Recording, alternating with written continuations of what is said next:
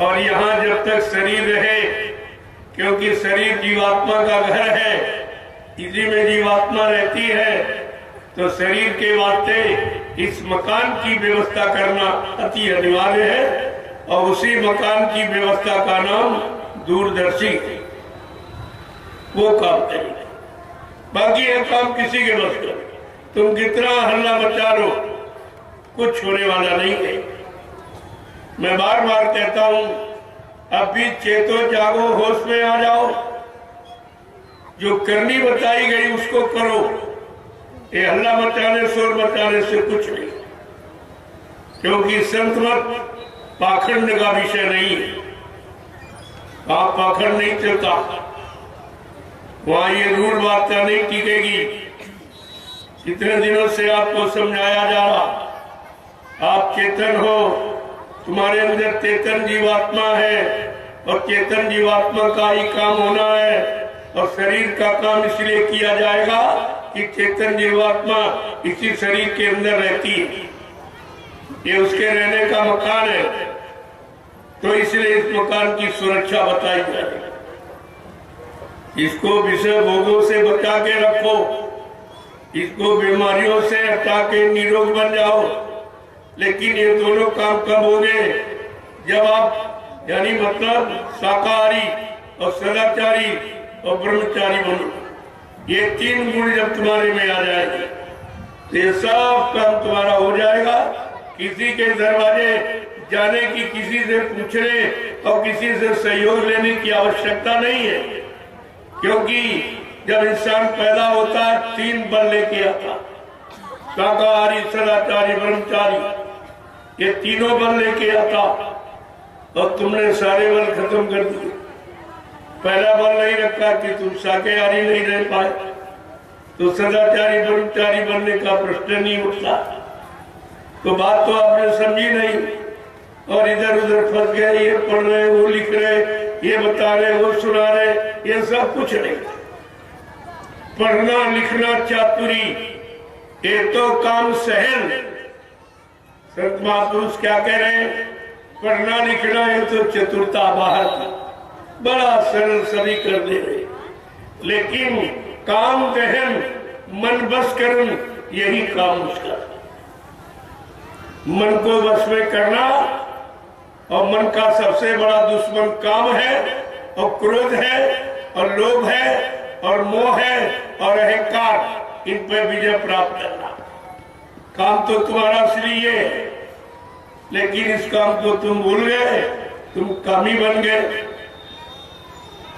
तुम तो कामी बन गए, और क्रोधी बन गए, और लोभी मोही अहंकारी बन गए, तो फिर काम तुम्हारा रुके, वहीं से रुका पड़ा। और जब तक स्टेज पर आके नहीं खड़े होंगे, काम, क्रोध, लोभ, मोह, अहंकार, जब तक इन पर विजय प्राप्त नहीं करोगे, तब तक परमात्मा की प्राप्ति बहुत मुश्किल है। वो तो बगैर इतने मिलेगी।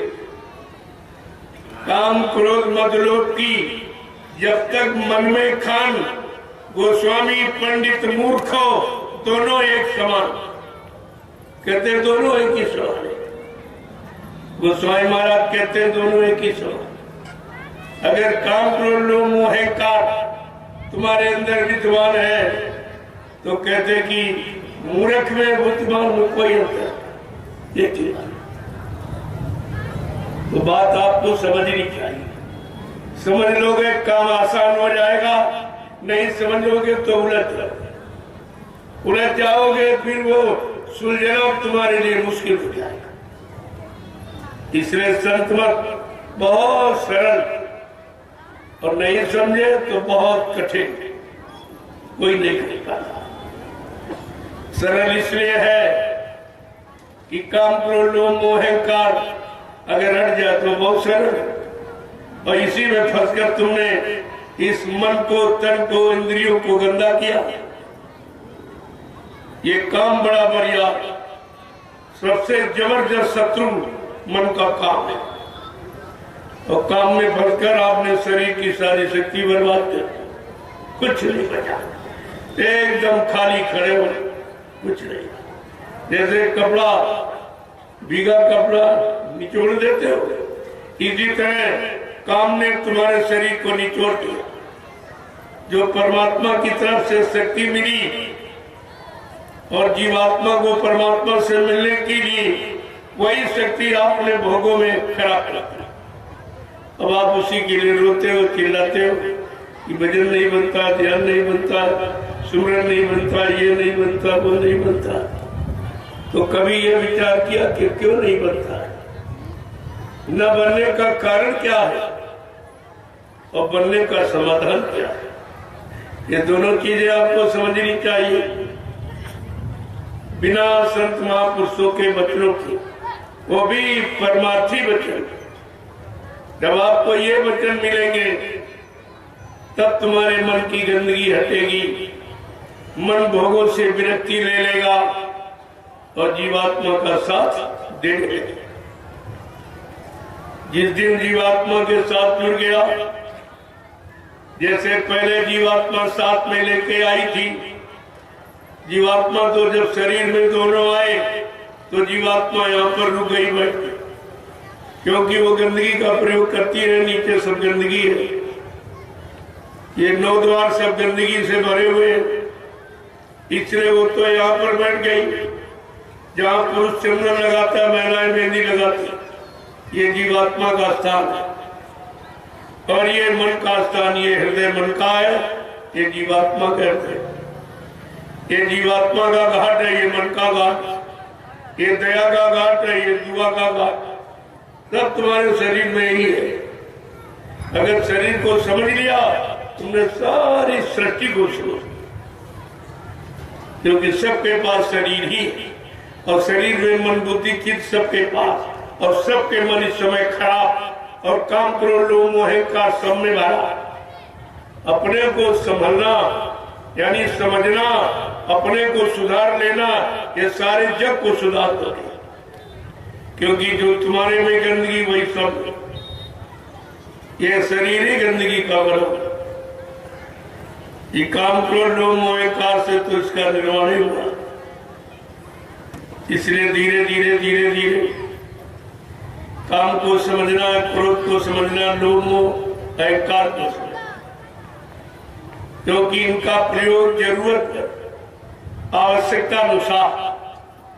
अगर एक बच्चा पैदा करना तो एक पैदा कर लो, 2 की इच्छा तो 2 कर लो। फिर ये देखो तुम्हारे पास प्रॉपर्टी कितनी, इन बच्चों का गुजारा हो जाएगा, ये बच्चे आगे उन्नति स्थान प्रगति कर सकेंगे। उस अनुसार से आपको काम का प्रयोग करना चाहिए। वर्जित नहीं है, लेकिन उसका सदुपयोग, दुरुपयोग करोगे, परिवार की स्थिति, शरीर की स्थिति, समाज सब तुम्हारा खत्म हो, तुम्हारे पास कुछ बचेगा ही नहीं। इसलिए संत महापुरुष आए, ऐसा नहीं उनकी भी शादी हुई, उनके भी बच्चे हुए, कोई संत ऐसा नहीं है। अगर गृहस्थ आश्रम में नहीं आते तो गृहस्थियों को सच्चा उपदेश कैसे करते, सच्ची शिक्षा कैसे बताते? अब यह है कोई 1 जन्म 2 जन्म 3 जन्म 7 जन्म व्यतीत करके आया तो उसको पहले का ज्ञान है, वो आपको बिना गृहस्थ आश्रम में जाए ही बता देगा, क्योंकि उसको पिछले गृहस्थ आश्रम में रहा और गया, उसको पूरी जानकारी उसकी है, आपको जानकारी दे दे। लेकिन उन्होंने सीखने के उद्देश्य, समझने के उद्देश्य से कि शरीर को समझो, शरीर के भोगों को समझो, इतना भोग मत करो कि रोग आ जाए, इतने भोगी मत बनो कि रोगी बन जाओ। आपके लिए प्रयोग की बात है और वो भी सदप्रयोग, सदप्रयोग करो, दुरुपयोग मत करो। अब जो दुरुपयोग कब करोगे? जब इस मन को खराब कर दो, इस मन को कोई नशीली वस्तु, कोई शराब है, गांजा भांग अफीम है, तो मन का संतुलन बिगड़ जाएगा।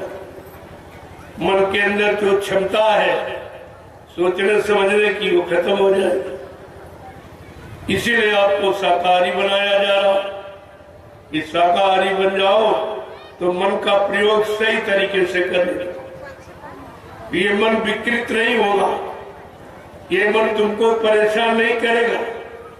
इसमें काम करो, लोग मोहकार रहेंगे लेकिन उत्तेजित नहीं करेंगे, तुम्हें सताएंगे नहीं, मजबूर नहीं करेंगे, विवश नहीं करेंगे।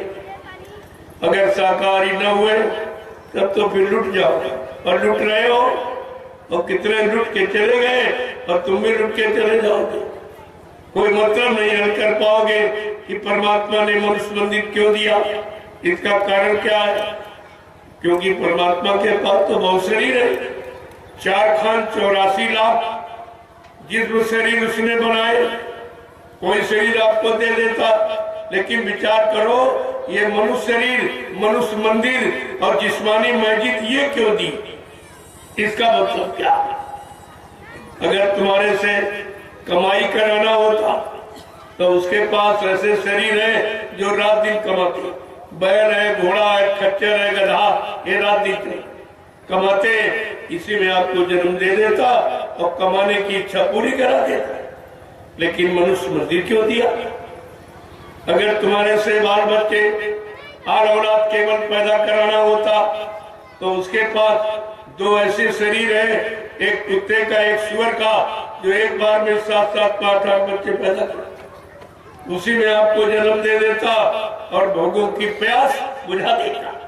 लेकिन मानो अनमोल मंदिर आपको नहीं देता, ये जिस्मानी मैजिक आपको नहीं। इसी पर तो विचार करना चाहिए कि आखिरकार ये क्यों दी।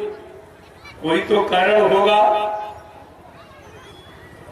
तो कहा ये और शरीर में 5 तत्व नहीं, कोई शरीर 2 तत्व का, कोई 3 तत्व का, कोई 4 तत्व। और मानव शरीर 5 तत्वों से भरपूर, क्षितिजल पावक गगन समीरा, 5 तत्व या रचित शरीरा। जल पृथ्वी अग्नि वायु आकाश 5 मसालों को मिलाकर और विचित्र कारीगरी से और परमात्मा खुदा ने ये मनुष्य मंदिर और जिस्मानी मस्जिद बना के तैयार कर दी। और इसी मनुष्य मंदिर में परमात्मा ने अपनी चेतन जीवात्मा को बैठा लिया और इसी जिस्मानी मस्जिद में खुदा ने अपनी रूह को बैठा दिया। ये 2 आयात थे और दोनों को आप नहीं समझ पाए और दोनों का काम कर नहीं पाए और बिगाड़ डाला।